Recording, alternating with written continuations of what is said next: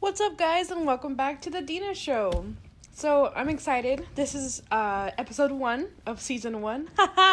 Here we are. Woo! Alright, so I don't particularly have a name for this podcast, for this particular episode. I mean, I'm sure I'll title it later on down the road, you know what I mean? Whatever. But it's the Christmas season, and I am so excited for Christmas. I am just so stoked. You can leave a bunch of comments on my Instagram page. We just started one. I'm excited. This is so exciting for me, guys. My very first podcast, and I'm doing it by myself, the whole shebang. I'm going to have guests and stuff, and that's always really exciting. And talking to myself, you're kind of like, dang, you got to do that on a podcast. So, anyways, how's everyone's day going so far? I am extremely excited for this podcast in particular because I spent a lot of time going into a lot of details. So, a lot of my information came mostly out of the Spokane review, which is an article that is based out of Spokane, Washington. They have probably the highest readership within that area, so they got a lot of viewers and stuff for their articles, which is great. So I could trust their sites and everything. So in one of the articles, and I'll be leaving all the links to all the articles that I got all of my information from in my YouTube description box down below. So yeah, that was a big pain in the butt too, was figuring out, do I want to do WordPress? WordPress doesn't support the iOS, so I'm like, oh. Sometimes it can be stressful, but hey, that's what we're here for. That's what we do. We learn things, figure things out. We just kind of take life day by day, and we don't really have to, fucking struggle so much. God, it is, oh my God. Anyways, readership. Dang, I almost forgot that word, readership. They have the highest readership here on the East Coast. But yeah, so they collectively have probably about 50% of Eastern Washington reading, their articles, which is great, which is awesome to me. Like I had mentioned before in my introduction, this podcast was already kind of set up for me. I chose the topic. It was really brought to my attention one day. I was sitting down and I was watching the news, and I had heard about this man named Thomas. To be more exact, Thomas DiBartolo. He was a convicted murderer, and to me, that's a little interesting, what was the process to find him convicted? What did he do? What was his heinous crime? And so as I dug deeper and deeper, I couldn't believe it, all the details that I was, really understanding and thinking, dang, this is what journalists do all day long. They look for details, they look for facts, they look for, statements from family members and friends and stuff. And so a lot of this took place in Spokane. In fact, I believe all of it did, the sentencing and everything. So we'll get more into detail into that. The man accused of this murder and convicted of first-degree murder is Mr. Thomas DiBartolo. So, to me, that's a very sophisticated name, I guess names kind of really do ring a bell to some people. I mean, my name's Dina, and it's like, Dina, you sound like somebody who's fun and crazy, and maybe I am. Anyways, Thomas DiBartolo. Dang, has a ring to it, doesn't it? So here's the crazy part. This is, my favorite part about this entire case. Not that it's, they like murder or whatever, but it's so interesting. To me, and in my mind, I wouldn't know how to take the life of another person unless my life was at stake, and I was like, no, honey, I am not going to let you kill me. And, if I have the chance to fight, I'm going to fight. So, on to the story. Thomas and his wife had been married for about 15 years. They have 5 children, and at the time, the kiddos were not with dad. They were going to go with mom for the weekend of November. It happened in November. And so the way this played out was Thomas and his wife Patty, Patricia, they were walking in a park, the South Hills Lincoln Park, at like 9:30 at night. What the fuck? Who the fuck is walking at like 9:30 at night in a dark ass park? Like, you already have issues with your husband. You have issues with your wife. Does this not seem suspicious at all? And they're, oh my God, I can't even imagine. I can't think about how this doesn't make sense. And the way that DiBartolo states the story is that two men, one of them he describes as a young black man, tried to rob them at gunpoint while they were in the park. And you would think to yourself, okay, you're a sheriff deputy, but you're off duty, and you can't negotiate something with them? Like, this is absurd. So, push comes to shove, Patty gets shot in the back of her head, right? Execution style, motherfucker, what the fuck? And Tom drives her to the hospital. He drives her to the hospital. I don't know if they had phones back then or if they had like a big ass chunky cell phone. I don't fucking know. But what the fuck, dude? You should have at least called or something, you know? But here's the plot twist. Patty was shot with her own gun. Har, har, har. Her gun was in the glove department in her own van, in their van.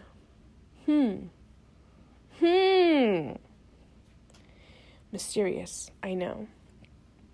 Thomas DiBartolo only suffered superficial wounds, meaning barely even scratched the surface.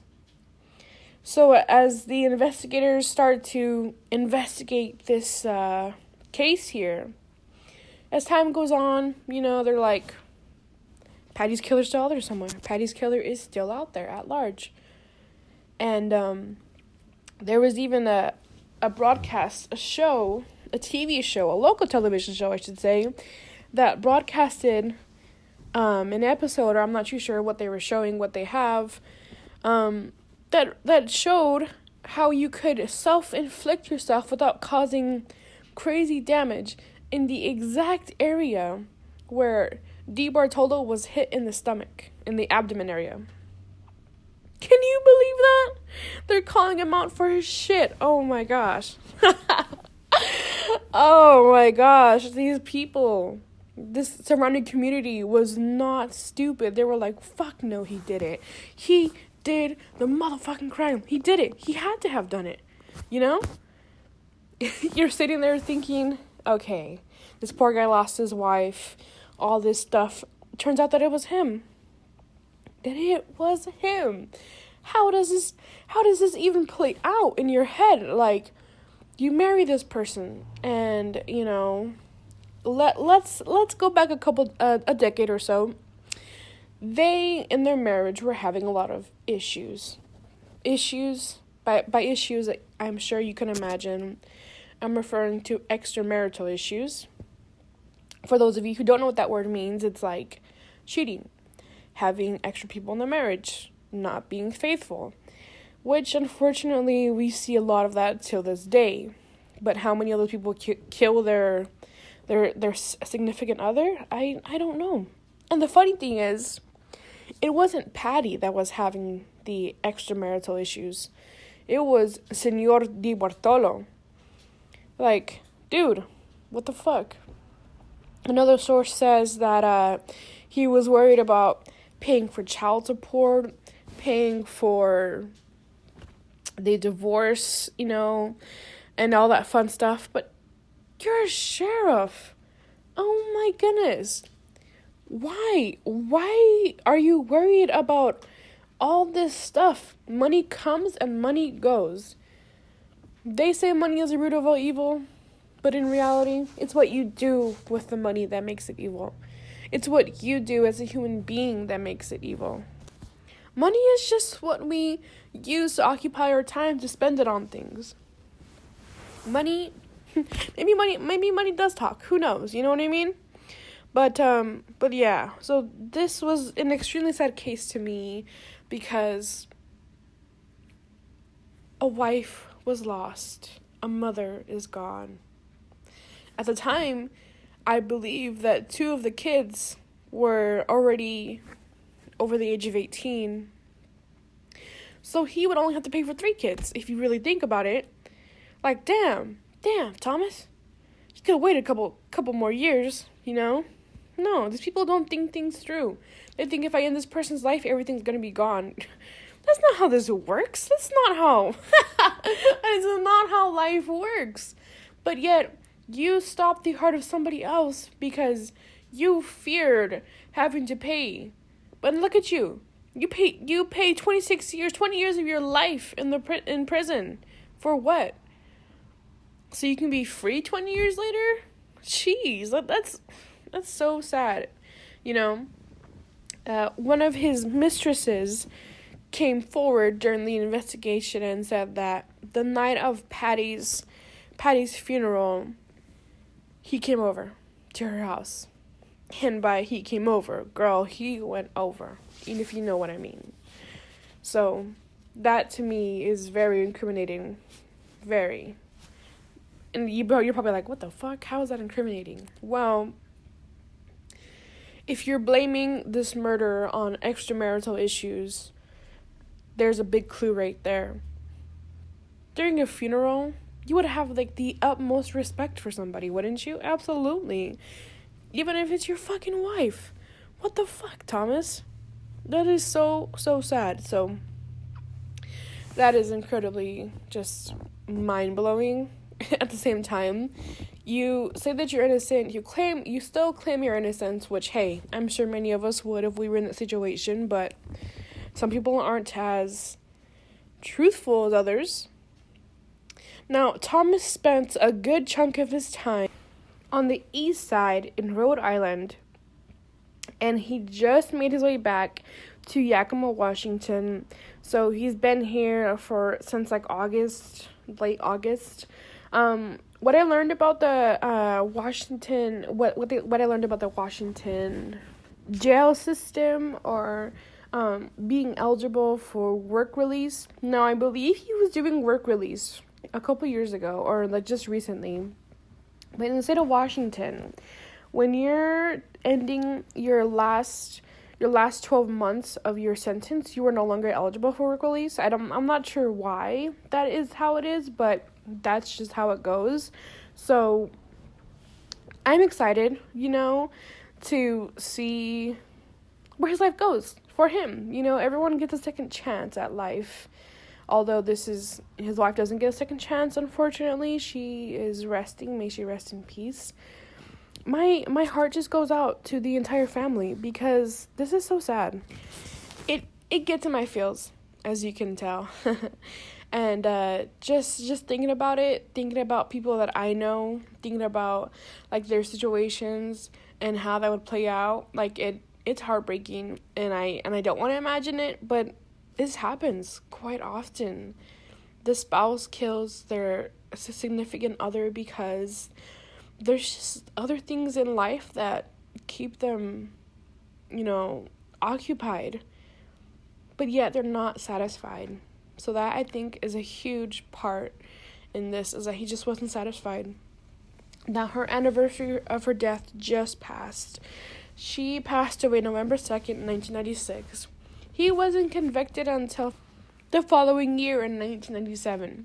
So he was sentenced 26 years because that is the maximum penalty for first-degree murder in the state of Washington. His kiddos, one of his sons, actually asked the judge to give him 50 years. Like, dang. That hurts a little bit. To me, if this was in my situation, my family, fuck yeah, I would be asking for more years. It's not fair that you took my mom from me, that you took someone who birthed me, that it really isn't. Like, who are you? Are you God or something? Fuck no, you're not. You're nobody to be taking anybody's life. But unfortunately, that is how this played out. So, yeah. And her sister, Patty's sister, so I'm not going to mention too many names because privacy, I really haven't asked them. I haven't reached out to them. I have, but I didn't get really much of a response. But hey, that's okay.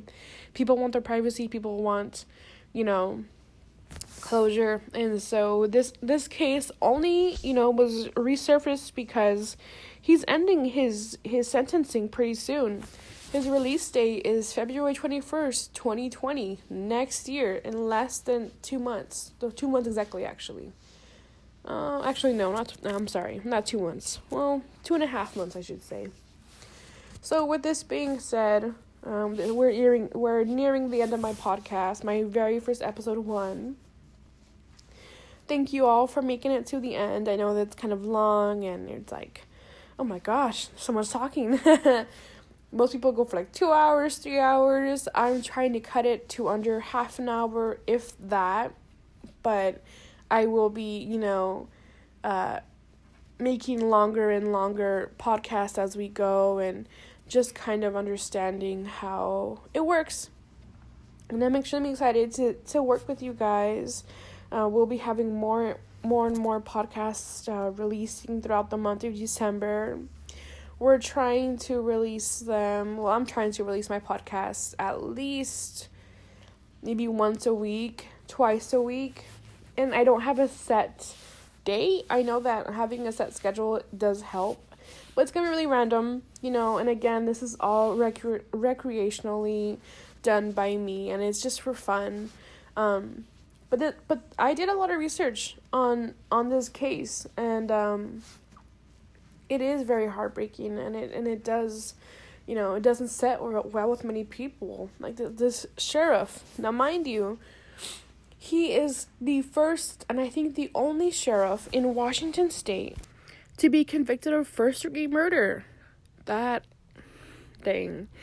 is like your own category, dude. So this is wrapping up my very first podcast, and thank you all who are listening. And welcome to the first episode of The Dina Show. Peace!